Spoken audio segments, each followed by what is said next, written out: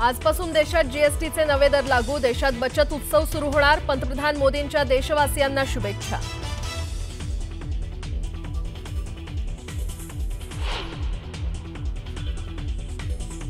पंतप्रधान नरेंद्र मोदींकडून पुन्हा स्वदेशीचा नारा, सर्व राज्य सरकारांनी उत्पादनावर भर द्या, मेड इन इंडिया वस्तू वापरा, मोदींचं आवाहन।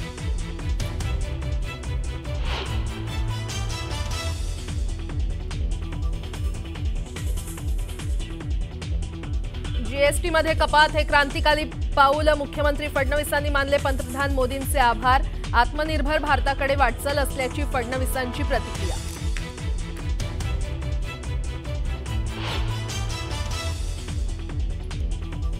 चुकलो तर कान धरा, पण आता रिकामं ठेवू नका, धनंजय मुंडेंची तटकरे यांच्याकडे मागणी, तर योग्य वेळ आल्यावर संधी देऊ, सुनील तटकरे यांचं आश्वासन।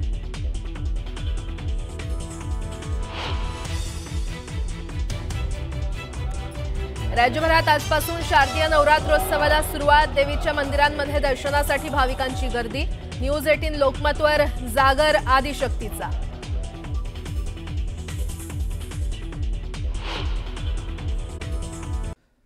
पुढे बघूयात राज्यात अतिवृष्टीनं 30 जिल्ह्यांमधील 63,58,300 एकर शेतीचं नुकसान झालं। नुकसानग्रस्त शेतकऱ्यांना दिवाळीच्या आधी भरपाई मिळेल असं आश्वासन कृषी मंत्री दत्तात्रय भरणे यांनी दिलंय। सरकारकडून हेक्टरी 8,500 रुपये इतकी मदत जाहीर करण्यात आली आहे, मात्र या मदतीवर शेतकरी समाधानी नाहीत। हेक्टरी 50,000 रुपये मदत द्यावी अशी मागणी जी आहे ती करण्यात येते।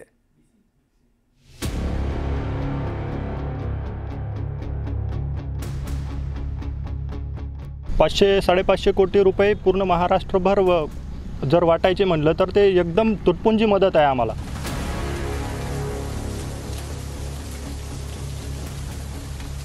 काय करू आता, कसं करू? सरकार असं काय 85 रुपये गुंठा काहीतरी देत आहे, त्यानं काय उगं मीठ चुरल्यासारखं व्हायला उगं।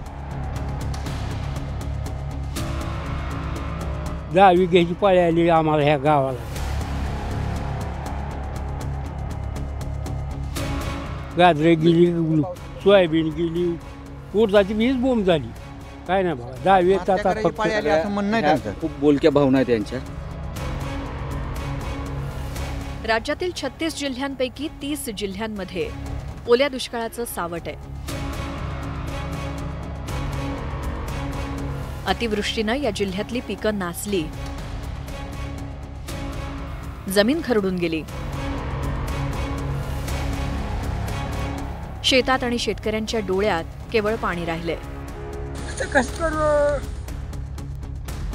जसा लावला तसाच आहे सर।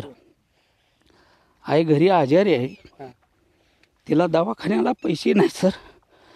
एवढं झाल्यानंतर मी तुला आईला म्हणलो दवाखान्याला एवढं कांद्याचे पैसे आल्यावर मी घेऊन जातो। आता आईला नेऊ का कांदा मार्केटला नेऊ? ह्याला मार्केटमध्ये काय येईल तुम्ही सांगा। सोलापूर, धाराशिव, नांदेड, यवतमाळ, चोपडा, पाचोरा, बीड, जळगाव, प्रत्येक जिल्ह्यातील शेतकऱ्यांची व्यथा सारखीच। इतका पाऊस कधी पाहिला नाही आणि एवढं नुकसान कधी झालं नसल्याचं शेतकरी सांगतायत। बाबा कुठलं नक्षत्र आता जी चालू आहे? उतरा उतरा उतरात पाऊस असतो का? असतो, पण थोडा का असतो मोज का अगर नसतो एखाद्या वेळेस। परतीचा असतो आपल्याला। किती दिवस चालतो परतीचा पाऊस? परतीच पाऊस काय कवा आता 15 दिवस चालतो, 8 दिवस चालतो, 4 दिवस चालतो, महिना बी जातो, त्याचं काय मालक आहे का? असं झालं का परतीचा पाऊस?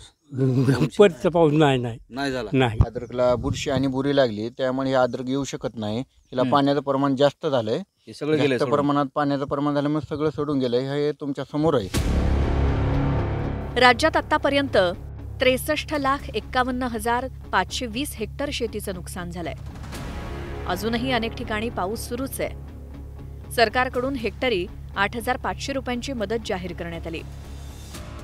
महसूल विभागाचे अधिकारी, कृषी विभागाचे अधिकारी हे अजूनही पावसामुळे काही ठिकाणी अडचण येते, परंतु सगळ्या ठिकाणची जिथं ज्याचं नुकसान या पावसामुळे अतिवृष्टीमुळे झाले त्या सर्व पिकांचं किंवा जे नुकसान झालं त्या सर्व नुकसानीचे पंचनामे करून त्या माझ्या शेतकरी बांधवांना नुकसान भरपाई ही शासनाच्या वतीनं दिली जाईल। प्रशासनाने काम सुरू केलेलं आहे, पंचनामे वगैरे केलेले आहेत, सगळी आकडेवारी समोर आहे।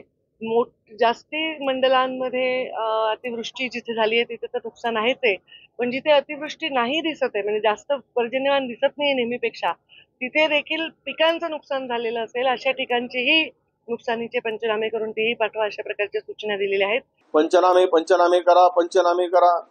हे पंचनाम्याने काय शेतकऱ्यांचा पंचनामा होतोय आणि हे पंचनामे करायला लावले. उद्ध्वस्त झालेल्यांना लवकरात लवकर कर्जमाफी दिली पाहिजे आणि 50,00,000 रुपये प्रति हेक्टरी मदत केली तर शेतकरी सावरेल. सरकारी मदतीवर शेतकऱ्यांनी मात्र नाराजी व्यक्त केली. आजच्या कंडिशनला नांदेड जिल्ह्यामध्ये आमच्या पूर्ण मंडळामध्ये 1500 कोटी रुपये शेतकऱ्याचं नुकसान झालेलं आहे. त्या हिशोबानं आता हे नुकसान भरपाई म्हणून शासनानं फक्त 85 रुपये गुंठा मदत जाहीर केली. ती अजून मिळण्याची शक्यता नाही दिवाळीपर्यंत. एका एकरला 10,000 ते 15,000 रुपये खर्च होतो आम्हाला. आता आमचे 15,000 रुपये गेलेले आहेत सर.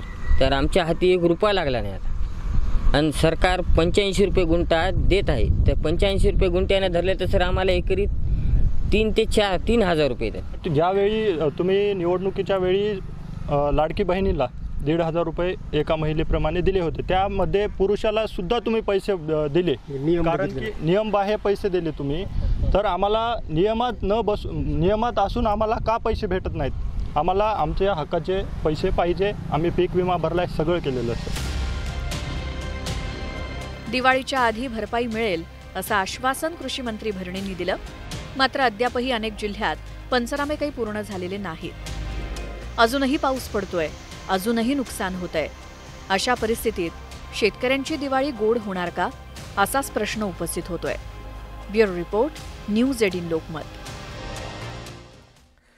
यानंतर बघूया गेल्या महिन्याभरात झालेल्या पावसानं राज्यातील शेतकऱ्यांचं अतोनात नुकसान झालंय. तब्बल 30 जिल्ह्यांमधील शेतकऱ्यांना हातातोंडाशी आलेला घास पुराच्या पाण्यात वाहून गेलाय. मायबाप सरकार मदत करेल या एकाच आशेवर हे शेतकरी कसेबसे तग धरून आहेत. नेत्यांना मात्र नेहमीप्रमाणे बळीराजाचा विसर पडलेला दिसतोय. शेतकरी ओल्या दुष्काळाचा सामना करत असताना नेते मात्र शिबिरं आणि मेळावे घेण्यात धन्यता मानतायत.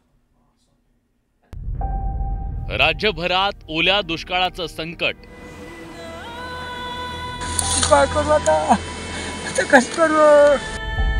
30 जिल्ह्यात 62 लाख एकरवरची पिकं पाण्यात. सगळं पिकाचा नासाडा झाला पहा. जवळजवळ 100-200 एकर जमीन खरडून गेली. बळीराजाचा मदतीसाठी टाहो. नाही जर नुकसान शासनाने काही नुकसान भरपाई दिली, आत्महत्या करण्याशिवाय दुसरा मार्ग नाही. राजकीय नेते मेळावे आणि शिबिरात मग्न.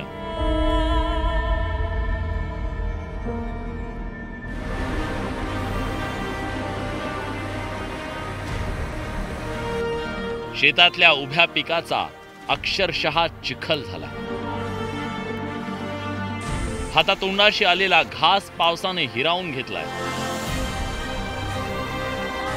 खरीपाचं पीक मातीमोल झालंय. आसमानी संकटानं बळीराजाच्या स्वप्नांचा अक्षरशः चुराडा केलाय. काही पोळे पुढून गेले. किती गेलं? विषय करे ना दोघांचं खलास. मुसळधार पावसानं होत्याचं नव्हतं केलंय. मी भवानी मी राहतो, चुलत्याची विषय आहे. आणि काल भावानं मला 4 वाजता फोन केला.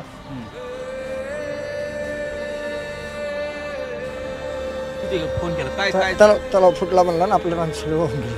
भावनिक झाला काय, म्हणजे कशामुळे कुठले नुकसान झाले?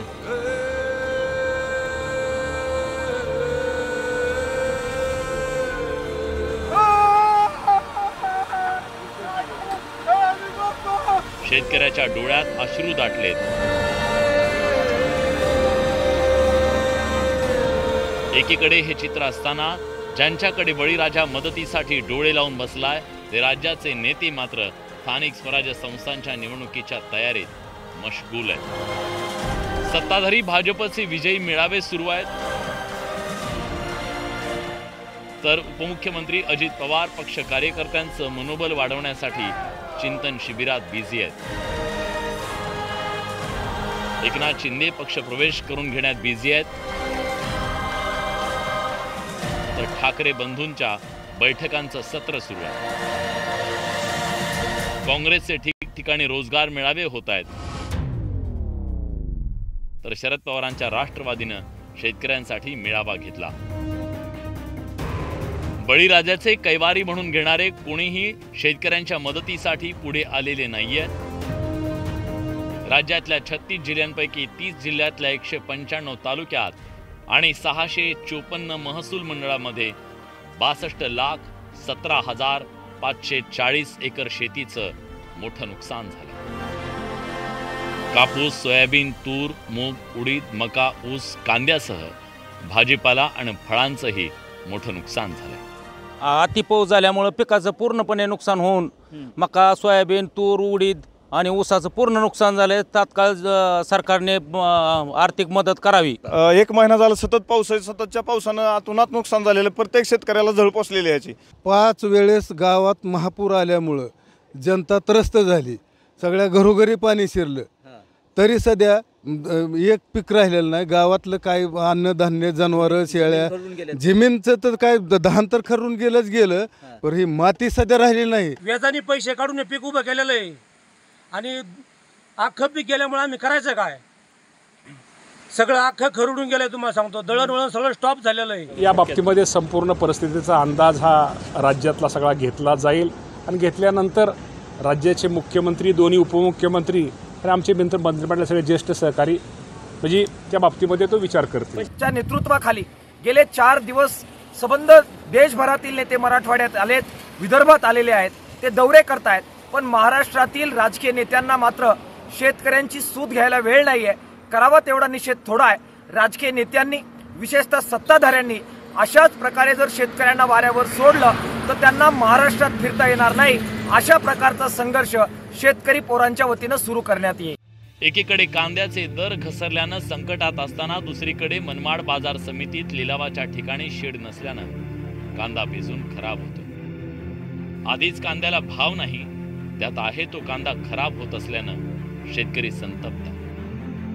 सरकारनं कांद्याला अनुदान जाहीर करावं अशी मागणी होती।